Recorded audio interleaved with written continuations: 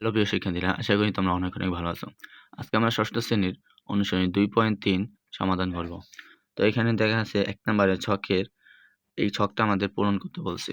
দেখো, অনুপাত অনুপাত কি? অনুপাত একটি ভগ্নাংশ। ওকে? তো এটার সাথে আমাদের কি হবে? এই যে এটা হবে। অনুপাত একটি ভগ্নাংশ। একক অনুপাত কোনটা? আমরা জানি একক অনুপাতে দোনো পাশই কি? সমান থাকবে। অর্থাৎ পূর্ব রাশি সমান থাকবে, উত্তর রাশিও কি? একই থাকবে। তো এটা হচ্ছে ৯:৯। শতকরা প্রতীক। শতকরা প্রতীক কোনটা? পার্সেন্ট। তারপর আছে গরু অনুপাত। গরু অনুপাতে অবশ্যই কিন্তু আমাদের কি থাকে? পূর্ব রাশি বড় থাকে। তো এখানে দেখো ৭ পূর্ব রাশি বড়, ৩ কিন্তু উত্তর রাশি ছোট। তো এটা আমাদের হচ্ছে গরু অনুপাত। লঘু অনুপাত। লঘু অনুপাতে সেম এটাই, আমাদের পূর্ব রাশি থাকবে ছোট, উত্তর রাশি থাকবে বড়। ওকে? তোমরা অবশ্যই যদি এই অনুপাতগুলো না পড়ে থাকো তাহলে কিন্তু অনুপাত যেটা সেগুলো কিন্তু সব কয়টা পড়ে নাও, কারণ এগুলো তোমাদের সামনে লাগবে। দেখো ২ নম্বরে অনুপাত কি? তাহলে অনুপাত একটি ভগ্নাংশ। আচ্ছা, তারপর দেওয়া আছে এখানে ২:৫। এই সমতুল অনুপাত কি? সমতুল অনুপাত বলতে বোঝাচ্ছে এই ২ এবং ৫ কে আমরা এমন একটি সংখ্যা অর্থাৎ একই সংখ্যা দিয়ে গুণ করব। তো দেখো এখানে গুণফল আছে কি? এখানে দেখো ২ দুগুণী ৪, ৫ দুগুণী ১০। ওকে? তো ২ দিয়ে গুণ করলে আমাদের অ্যান্সার কিন্তু এটা হয়। তারপর আছে দেখো ৩:৪ এবং ৪:৫, এই মিশ্র অনুপাত কত? তো এই মিশ্র অনুপাতের একটা নিয়ম আছে, তো এই নিয়মটা তোমাদের দেখাচ্ছি। দেখো, এটা নিয়ম হচ্ছে পূর্ব রাশিগুলোর গুণফল ভাগ হচ্ছে উত্তর রাশিগুলোর গুণফল। তো এখন দেখো এখানে পূর্ব রাশি কি কি আছে? পূর্ব রাশি আছে ৩ আর আছে আমাদের ৪। তো ৩ এবং ৪ যদি আমরা গুণ করি তাহলে ৩ ৪ হয় ১২। নিচে আছে কত? নিচে আছে ৪ এবং ৫। ৪ এবং ৫ যদি আমরা গুণ করি তাহলে হয় কত? ২০। তো আমাদের অ্যান্সার হচ্ছে ১২, ২০। ওকে? তারপর দেখো ৩:২০ অনুপাতটি শতকরা প্রকাশ করলে কোনটি হবে? দেখো, এটাকে আমরা এভাবে লিখতে পারি। ৩:২০ এটাকে আমরা, যেহেতু অনুপাত একটি ভগ্নাংশ, তো ভগ্নাংশ আকারে আমরা এটা লিখতে পারি। গত ভিডিওতে কিন্তু আমি বলেছিলাম এরকম ভগ্নাংশ আকারে যদি থাকে তো পার্সেন্ট বের করতে হলে আমাদের কি করতে হবে? ১০০ দ্বারা গুণ করে দিতে হবে। তো এটাই গুণ করলে গুণফল এটার সাথে দেখো, এটার সাথে কি? এটা আমরা কাটাতে পারি। তো ৫ দুগুণী ১০। তো ৩ ৫ কত হয়? ১৫। তো আমাদের কয় পার্সেন্ট? এই ১৫%। তারপর দেখো এটাও সেম একই। এখানে আছে ২০০, এখানে আছে কি? ১%। তাই ২০০ ১% কত? তো এখানে আমরা আগে ২০০ লিখব। ২০০ লিখে ১% যেহেতু ১ উপরে থাকবে, পার্সেন্টের পরিবর্তে ১০০। এই শূন্য, এটা কাটা। তো আমাদের হয় কত? গুণ করলে ২। তো আমাদের ২ সেন্টিমিটার। ঠিক আছে? তারপর দেখো ১:৫। অনুপাতের অনুপাতে একটু খেয়াল করো। এটা কিন্তু পূর্ব রাশি। তারপর ৫ হচ্ছে উত্তর রাশি। ব্যস্ত অনুপাত কিন্তু ৫:১। কেন? কারণ ব্যস্ত অনুপাত কিন্তু পূর্ব রাশি যাবে গা উত্তর রাশিতে, উত্তর রাশি চলে যাবে পূর্ব রাশি। ওকে? তো এটা তিনটাই সঠিক। তারপর দেখো ১০০ জন ছাত্রছাত্রীর মধ্যে ৬০% হলে, দেখো ১০০ জন ছাত্রছাত্রী যদি ৬০% হয় তাহলে ছাত্রীর সংখ্যা কিন্তু ৬০ই হবে এবং ছাত্র সংখ্যা কি হবে? ৪০।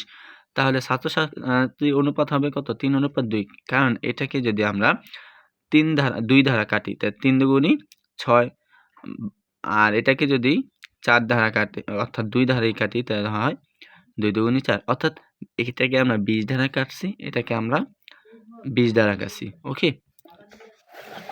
তারপর দেখো এখানে কিন্তু তাহলে এটা অ্যান্সার হবে তিনটাই।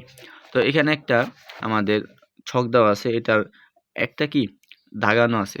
তো এখানে বলছে চিত্রের অংশের সম্পূর্ণ অনুপাত কত? দেখো এখানে যেহেতু ১% দেওয়া আছে, মানে একটা দাগানো আছে, তো আমাদের অনুপাত হবে ১:৪। ওকে? এই যে এখানে যেহেতু আমরা এইখানে ৪ ভাগে ১ অংশ এরকম লিখতে পারি। ঠিক আছে? তো এরকম লিখলে প্রথমে আমার হবে ১, তারপর হবে ৪। তো অ্যান্সার ক নাম্বার? চিত্রের বৃহত্তম বর্গক্ষেত্র। দেখো এখানে কিন্তু এক বাহু দেওয়া আছে কত? ২ মিটার। তো ২ মিটার আমরা সূত্র জানি বর্গক্ষেত্রের সূত্র বাহু স্কয়ার। তো বাহু এখানে 2 মিটার, এটাকে স্কয়ার করলে কত হয় 4 মিটার। তারপর দেখো একটি কাজ 2 জন পুরুষ অথবা 3 জন বালক সম্পন্ন করতে পারে। 2 জন পুরুষ কাজটি সম্পন্ন করতে 900 টাকা পেলে, দেখো যেহেতু 2 জন পুরুষ 3 জন সমান করতে পারে, তো একজন করতে পারে, এটা কিন্তু ভাগ হবে, ঠিক আছে। তো ভাগ করলে কত হয়, ভাগ করার পর এই যে আমি এটা তোমাদের দেখাই, দেখো যেহেতু 3 জন বালক 2 জন পুরুষের সমান, তাহলে একজন বালক কি কম হবে না বেশি হবে?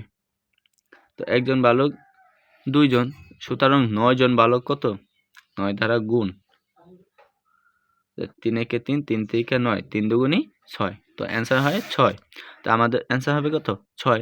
আর এখানে যেহেতু 900 টাকা, এটা দেখো যদি কাজটি 3 জন বালক সম্পন্ন করে তার কত টাকা পাবে, তাহলে এখানে দেওয়া আছে 900 টাকা, তাহলে 900 টাকা 3 জনের ভিতরে ভাগ করলে 300 টাকা করে পাবে। ইউসুফ পরীক্ষায় 70% নাম্বার পেয়েছে, তাহলে পরীক্ষায় 700 হলে ইউসুফ নাম্বার কত, দেখো সে পেয়েছে 700 এর ভিতরে 70%, তো 70 থাকবে কি উপরে, নিচে থাকবে 100, তো এ শূন্য এটা কাটা, তো 7 7 49 আর 0 490, তো অ্যান্সার হবে এটা।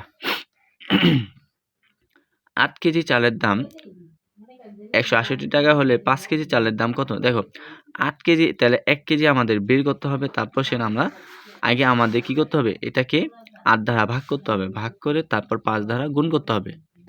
দেখো এটাকে আমরা এইভাবে লিখতে পারি, 8 কেজির দাম 168 টাকা, সুতরাং 1 কেজির দাম 68/8, সুতরাং 5 কেজির দাম এটা গুণ করে দেয়। সো এখন কাটাকাটি করি, 8 একে 8, 8 দুগুণে 0, 8 একে 8, তো 21, 8 কি 168, তো এখন 21 দিয়ে আমরা গুণ করি 5 এর, তাহলে অ্যান্সার বের হয়ে যাবে, তো 105।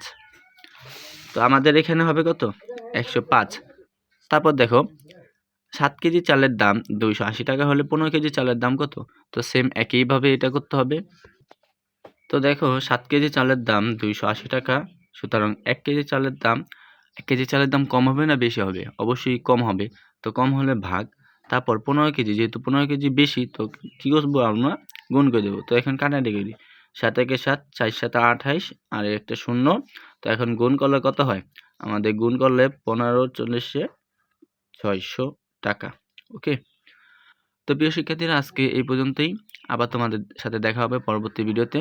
তো অবশ্যই তোমরা চ্যানেলটি সাবস্ক্রাইব করে পাশে থাকা বেল আইকনটি অন করে রাখবে, কারণ পরবর্তী ভিডিও না হলে কিন্তু তোমাদের কাছে পৌঁছাবে না। ওকে।